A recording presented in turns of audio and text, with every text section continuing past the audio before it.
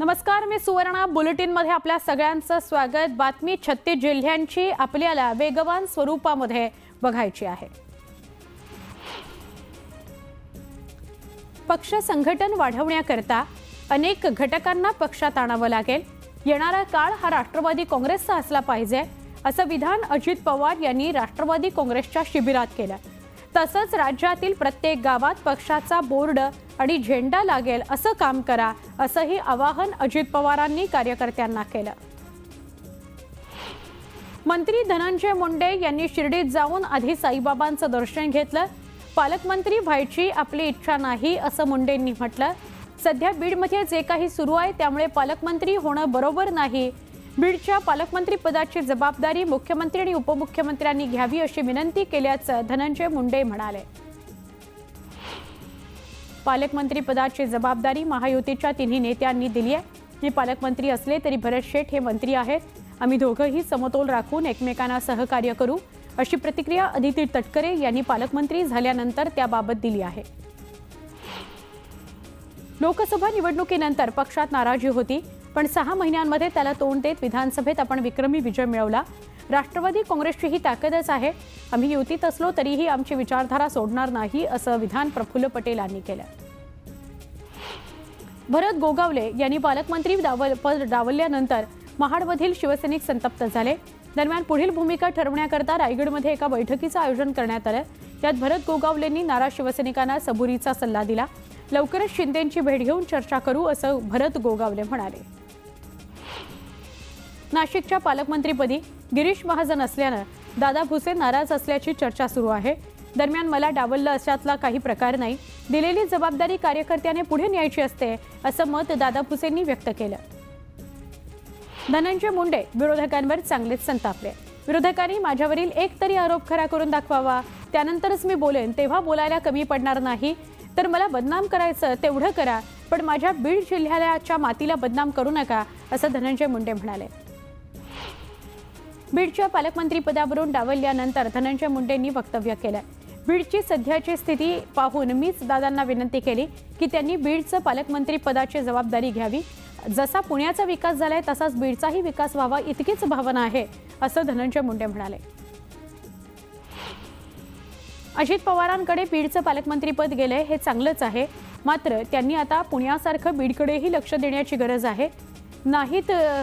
नाहीतर चेहरा दादांचा आणि कारभार दुसरंच कोणीतरी बघेल असं म्हणत रोहित पवारांनी धनंजय मुंडेंना टोला लगावला। बीड जिल्ह्याच्या पालकमंत्रीपदावरून सुषमा अंधारेंनी धनंजय मुंडेंवर जोरदार टीका केली। बीडचं पालकमंत्रीपद मुंडे घराण्याचे पारंपरिक विरोधक असणाऱ्या बारामतीच्या पवार घराण्याकडे जाणं हा दैवी संकेत आहे असं म्हणत त्यांनी धनंजय मुंडेंना खोचक टोला लगावला। बीड जिल्ह्याचे पालकमंत्रीपद अजित पवारांनी स्वीकारल्यानं भाजपचे आमदार सुरेश धस यांनी आनंद व्यक्त केला। जिल्ह्यातील सामाजिक आणि राजकीय परिस्थितीवर दादा औषध शोधतील आणि उपचार करतील असा विश्वास व्यक्त करत सुरेश धस यांनी अजित पवारांना शुभेच्छा दिल्या। बीडमध्ये स्थानिक परिस्थिती पाहता धनंजय मुंडेंना पालकमंत्रीपदाची जबाबदारी न घेता अजित पवारांकडे ही जबाबदारी देण्यात आली आहे। धनंजय मुंडेंना इतर जिल्ह्याची जबाबदारी देऊ शकलो असतो, मात्र सध्या जी परिस्थिती आहे त्यामुळे त्यांच्याकडे कोणतीही जबाबदारी दिली गेलेली नाही असं प्रफुल्ल पटेल म्हणाले। महायुतीतील अनेक लोकांना पालकमंत्रीपद मिळालेलं नाही। धनंजय मुंडे, दादा भुसे यांना का बाजूला ठेवलं हे माहीत नाही। ॲडजस्टमेंटमध्ये काहीतरी अडचण आली असेल असं विधान नरहरी झिरवाळ यांनी केलं। रायगडचं पालकमंत्रीपद अदिती तटकरेंकडे गेल्यानं शिवसेनेचे मंत्री भरत गोगावले यांनी नाराजीचा सूर आळवला। अदिती तटकरेंना पालकमंत्रीपद मिळणं हे अनपेक्षित होतं। जिल्ह्यात मलाच पालकमंत्रीपद मिळेल असं वातावरण असताना हा घेतलेला निर्णय धक्कादायक आहे असं ते म्हणाले। रायगडच्या पालकमंत्रीपदावरून भरत गोगावले यांनी नाराजी व्यक्त केल्यावर सुनील तटकरेंनी वक्तव्य केलं। पालकमंत्री पदाचा निर्णय मुख्यमंत्र्यांचा आहे, त्यामुळे 3 पक्षाचं सरकार असताना प्रत्येक मंत्र्याला पालकमंत्रीपद मिळेल असं होणं शक्य नाही। त्यामुळे निर्णयाचा सन्मान सगळ्यांनी राखायलाच हवा असं तटकरे म्हणाले। शिवसेनेच्या भरत गोगावले आणि दादा भुसे यांना पालकमंत्रीपदाच्या यादीतून वगळण्यात आलंय, त्यामुळे गुलाबराव पाटील काहीसे नाराज झालेत। आमच्या शिलेदारांना पालकमंत्रीपद का दिलं नाही याचा जाब विचारणार आणि त्यांनी पालकमंत्रीपद देण्यात यावं यासाठी मागणी करणार असं गुलाबराव पाटील म्हणाले। अकोल्याच्या पालकमंत्रीपदी कामगार मंत्री आकाश फुंडकर यांची निवड करण्यात आली आहे, त्यामुळे अकोलेकरांनी आनंद व्यक्त केला.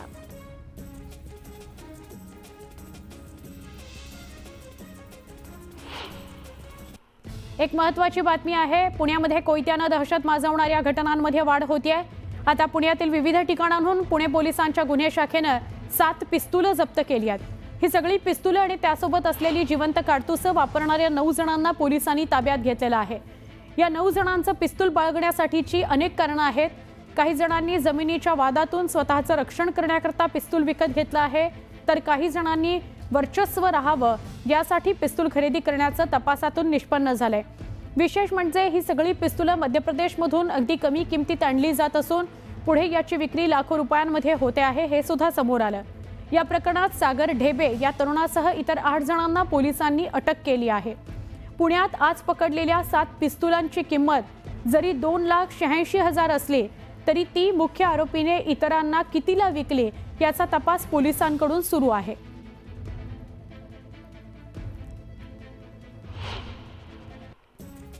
सोलापूर जिल्ह्यातील उत्पादक शेतकरी ऊसाची तोडणी झाल्यानंतर शिल्लक राहिलेले पाचट न जाळता ते जमिनीत गाडून त्याचा खत म्हणून वापर करतायत. त्यामुळे शेतकऱ्यांना याचा फायदा होत असून उत्पादकता वाढवण्यास मदत होते.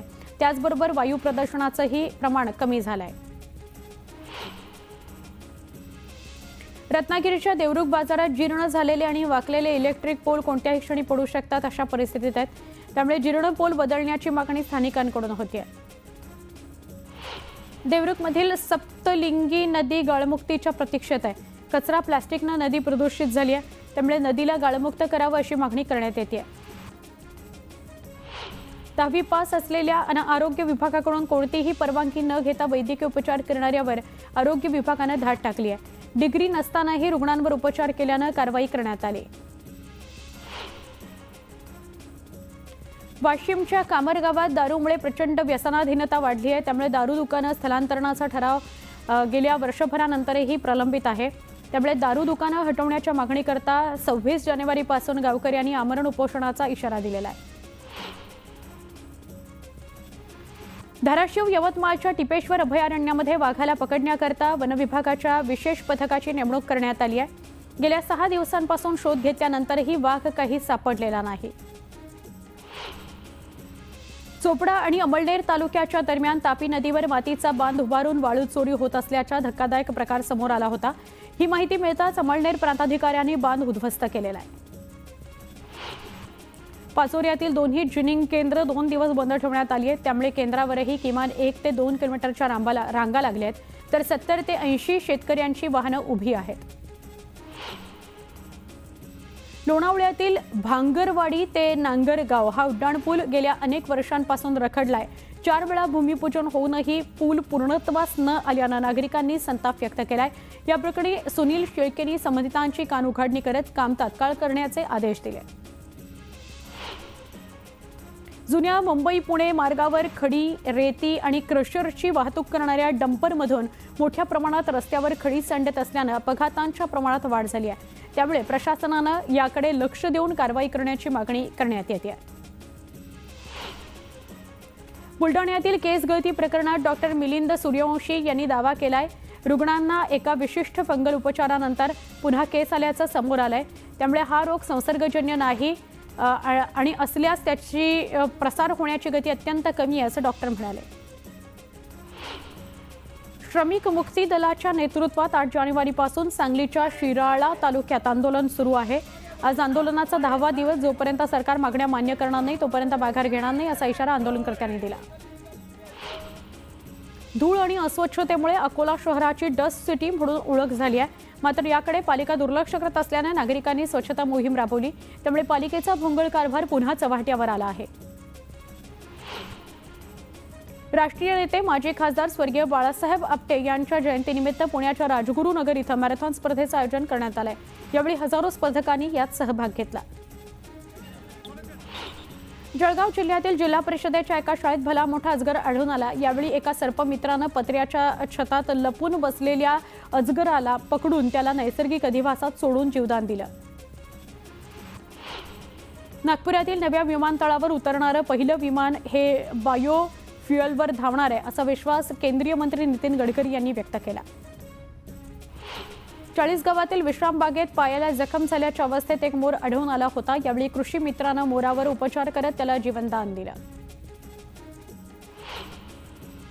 जळगाव पालिकेच्या ब्रिटिशकालीन पाईपलाईन चोरी केल्याप्रकरणी सुनील महाजन यांच्यावर गुन्हा दाखल करण्यात आलाय, तर त्यांच्या संपत्तीवर टाच आणण्याचा प्रस्तावही पोलिसांनी कोर्टात सादर केला.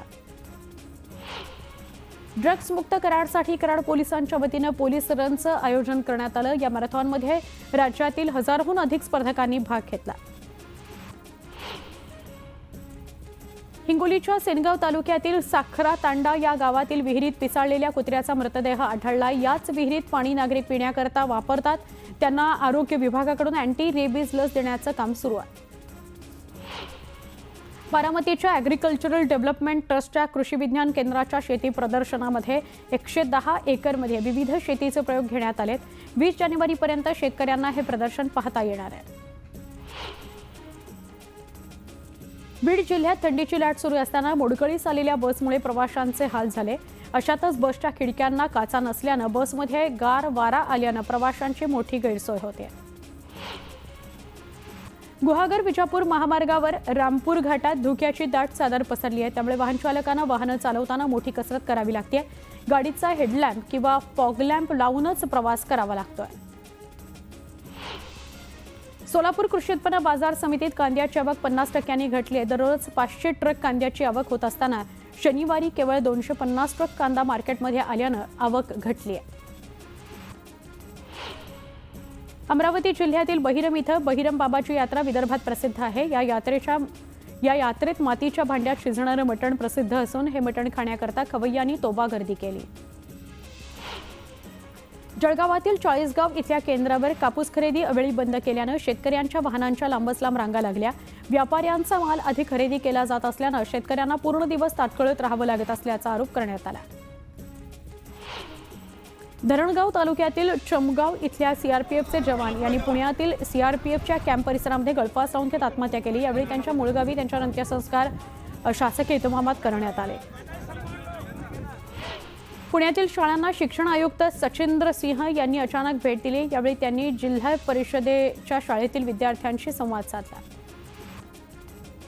अभिनेता सैफ अली खानवर हल्ला करणाऱ्या आरोपीला 5 दिवसांची पोलीस कोठडी सुनावण्यात आलेली आहे. मोहम्मद शरीफुल इस्लाम शहजाद हा सैफवर हल्ला करणाऱ्याचं नाव असून त्याला रात्री ठाण्यातून अटक करण्यात आली आहे. चोरीच्या उद्देशानं हा आरोपी सैफच्या घरात शिरला होता असं पोलिसांनी सांगितलं. शहजाद हा बांगलादेशी असल्याचं अजून स्पष्ट झालं नसून कोर्टाकडून हे आंतरराष्ट्रीय षडयंत्र असल्याचा संशय व्यक्त करण्यात आलाय. दुसरीकडे शहजाद अनेक वर्षांपासून भारतात राहतो असंही वकील म्हणाले. सैफचा हल्लेखोर मूळचा बांगलादेशी असल्याचा संशय पोलिसांनी व्यक्त केलाय. आरोपीनं भारतात प्रवेश केल्यानंतर त्यानं स्वतःचं नाव विजय दास असं ठेवल्याचा संशयही पोलिसांनी व्यक्त केलाय. तर हा आरोपी जवळपास 12 वेगवेगळ्या ठिकाणी काम करत असल्याची माहितीही समोर आली आहे. सैफ अली खानच्या हल्लेखोराला भारतात मदत करणारे अडचणीत येणार आहेत. हाऊसकीपिंग एजन्सीच्या मालकाचीही आता चौकशी होणार आहे. काम मिळवण्यासाठी कागदपत्र कशी मिळवली याचाही पोलिसांकडून तपास केला जाणार आहे. सैफ अली खानवर झालेल्या हल्ल्याप्रकरणी रोहित पवारांनी पोलिसांच्या शोध मोहिमेवर संशय व्यक्त केला. आरोपी बांगलादेशातून आलेला असावा असा अंदाज व्यक्त करणारे पोलीस हा विषय वेगळ्याच बाजूला नेण्याचा प्रयत्न करतायत अशी शंका रोहित पवारांनी व्यक्त केली. बांगलादेशी पूर्वीच्या काळात पोचलं गेलेलं पिल्लू आहे. हिंदुस्थानला पोखरण्याचं काम जर कुठून होत असेल तर हा याच बंगालमधून होत आहे. सैफ अली खानच्या आरोपांसंदर्भात मंत्री गुलाबराव पाटलांनी हे विधान केलं. वर्ध्यामध्ये शरदचंद्र पवार पक्षाला धक्का बसलाय. सहकार नेते सुधीर कोठारींसह त्यांच्या कार्यकर्त्यांनी अजित पवारांच्या राष्ट्रवादी काँग्रेसमध्ये प्रवेश केला. उपमुख्यमंत्री अजित पवार यांच्या उपस्थितीत हा पक्ष प्रवेश पार पडला. गोंदियात काँग्रेसला मोठा धक्का बसलाय. काँग्रेसचे जिल्हा महासचिव नाना पटोलेंचे खंदे समर्थक असलेल्या नीलम हलमारे यांनी शेकडो कार्यकर्त्यांसह भाजपमध्ये प्रवेश घेतला. येत्या 20 वर्षात पटोलेंसह काम केलं पण त्यांनी कार्यकर्त्यांकडे दुर्लक्ष केलं असा आरोप नीलम हलमारे यांनी केला. विदर्भात मोठ्या प्रमाणात शेती मागास असून शेतकरी आत्महत्येचं प्रमाण वाढलंय. ही परिस्थिती बदलण्याकरता प्रयत्न करणं गरजेचं असून आमचं सरकार यावर काम करत आहे असं वक्तव्य केंद्रीय मंत्री नितीन गडकरी यांनी केलं. रोहित पवारांनी व्यंगचित्र प्रदर्शनामध्ये एका व्यंगचित्रावरून राज ठाकरेंना टोला लगावला. गाडीच्या डिकीत जो माणूस बसलाय तो कोण आहे? कितीही वर्ष जाऊ द्या, कुणाच्याही डिकीत आमच्यासारख्याचं चित्र दिसणार नाही, असं खोचक विधान करत रोहित पवारांनी राज ठाकरेंचं नाव न घेता त्यांना डिवचलं.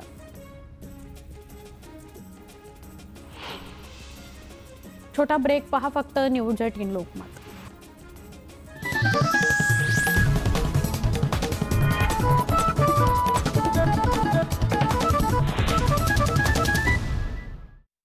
नवे पाऊल नवा संकल्प लोकमान्य सोसायटी सादर करत आहे लोकमान्य शुभारंभ ठेव योजना, जी देते तुमच्या ठेवीवर आकर्षक व्याज. ज्येष्ठ नागरिकांसाठी 0.5% अधिक व्याज. अधिक माहितीसाठी कॉल करा 1800-212-4050. लोकमान्य, जिथे पैसा वाढतो आणि नातं वृद्धिंगत होतं.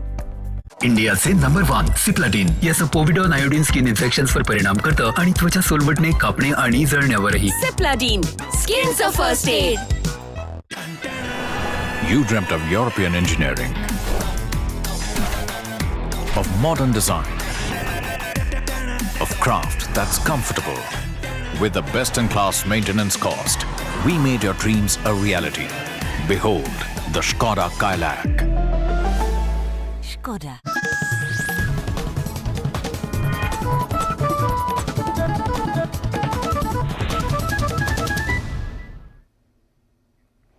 बुलेटिनमध्ये आता आपण पुढच्या घडामोडी बघणार आहोत. आगामी स्थानिक स्वराज्य संस्थेत नेमकं कसं लढायचं याबाबतची भूमिका कार्यकर्त्यांनी निश्चित करायची आहे. तर कार्यकर्त्यांनी ठरवलं तर स्थानिक निवडणुका स्वबळावर लढू, असं वक्तव्य अशोक चव्हाणांनी केलं. सोलापूरच्या खासदार प्रणिती शिंदेंनी मोदींवर टीका केली. मोदी देशाला वाचवत नाहीयेत, बिघडवतायत, त्यामुळे मतदारांनी देशाला वाचवावं, असं प्रणिती शिंदे म्हणाल्या. लाडकी बहीण योजना लवकरच बंद होणार आहे, असा दावा सुद्धा प्रणिती शिंदेंनी केला. अहिल्यानगर जिल्ह्याचं विभाजन करण्यात यावं, अशी मागणी आमदार संग्राम जगताप यांनी केली. यावर मात्र राधाकृष्ण विखे पाटलांनी खडसावलंय. जिल्ह्याच्या विभाजनाचा प्रश्नच येत नाही, असा कोणताही प्रस्ताव माझ्यासमोर नव्हता, असंही ते यावेळी म्हणाले. हिंगोलीतील भाजपचे माजी पदाधिकारी रामदास पाटील सुमठाणकर यांनी भाजपला रामराम ठोकत राष्ट्रवादी काँग्रेस अजित पवार गटात प्रवेश केलेला आहे. उपमुख्यमंत्री अजित पवारांच्या हस्ते त्यांचा पक्षप्रवेश झाला. अभिनेता रितेश देशमुख यानं पत्नी जेनेलिया आणि दोन्ही मुलांसह साईबाबांचं दर्शन घेतलं. आगामी येणाऱ्या छत्रपती शिवाजी महाराजांवर आधारित असलेल्या चित्रपटाची प्रत ठेवत रितेशनं साईंचे आशीर्वाद घेतले. संतोष देशमुख हत्या आणि खंडणी प्रकरणातील आरोपी विष्णू चाटेच्या परळी नगरपालिकेमध्ये 46 कोटी रुपयांचं बिल उचललं गेलं, असा गौप्यस्फोट सुरेश धस यांनी केला. अवैध धंदे करण्यासाठीच पालकमंत्रीपद हवं होतं का, असा सवाल विचारत धस यांनी नाव न घेता धनंजय मुंडेंना टोला लगावला.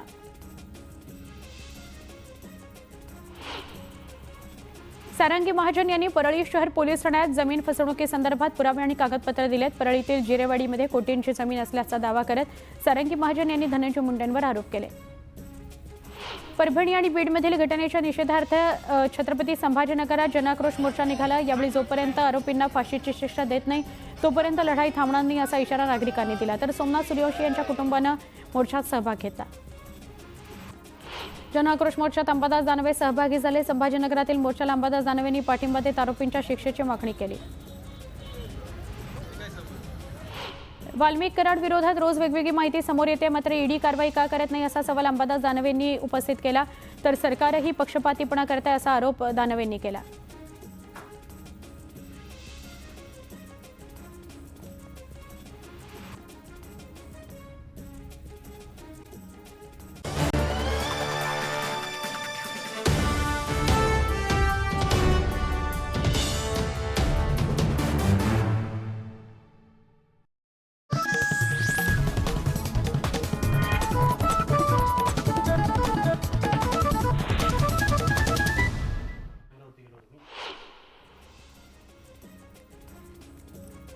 कोल्ड प्ले या शोसाठी नेरूळमध्ये हजारोंच्या संख्येनं प्रेक्षक आले आहेत. दरम्यान पालिकेच्या वतीनं स्वच्छतेचा काटेकोरपणे पालन केलं जात आहे. शून्य कचरा कार्यक्रमांतर्गत स्टेडियमच्या आतल्या भागाच्या स्वच्छतेकरता 150हून अधिक कर्मचारी कार्यरत आहेत.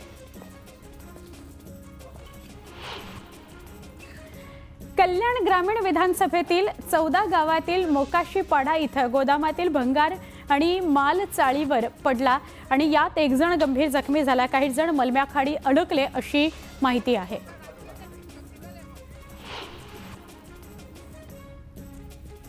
नेरळच्या सेक्टर 28 परिसरातील गॅरेजला आग लागली. या आगीत बुलेट आणि कार जळून खाक झाली.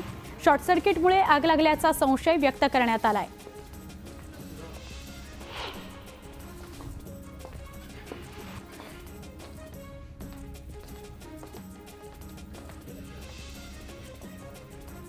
पुणे पंढरपूर मार्गावर ऊस वाहतूक करणाऱ्या ट्रॅक्टर ट्रॉलीचा अपघात झालाय. या अपघातामध्ये चालक गंभीर जखमी झाला असून त्याला उपचाराकरता रुग्णालयात दाखल करण्यात आलंय.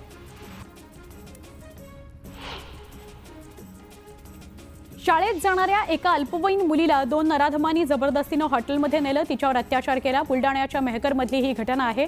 दरम्यान मुलीच्या तक्रारीनंतर पोलिसांनी दोन्ही तरुणांविरोधात अॅट्रॉसिटीचा गुन्हा दाखल केलाय. मात्र लॉज मालकावर अद्यापही गुन्हा दाखल नाही. उल्हासनगरच्या आझादनगर परिसरात टक्का फाईटची दहशत बघायला मिळते. पाणी विक्रेत्याकडून सामान घेऊन पैसे न देता विक्रेत्याकडून पैशाची मागणी करत त्याला बेदम मारहाण करण्यात आली. या प्रकरणी उल्हासनगर पोलिसात गुन्हा दाखल करण्यात आला असून फरार आरोपींचा शोध सुरू आहे. पैशाचं मीठ दाखवून मसाज पार्लरच्या नावाखाली देहव्यापार करणाऱ्या व्यक्तीला नागपूर पोलिसांनी अटक केली. नागपूरच्या गोंडवाना चौकामध्ये ही घटना घडली आहे. यातून 2 तरुणींची सुटका करण्यात यश आलेलं आहे. 39,000चा मुद्देमाल जप्त करण्यात आलाय.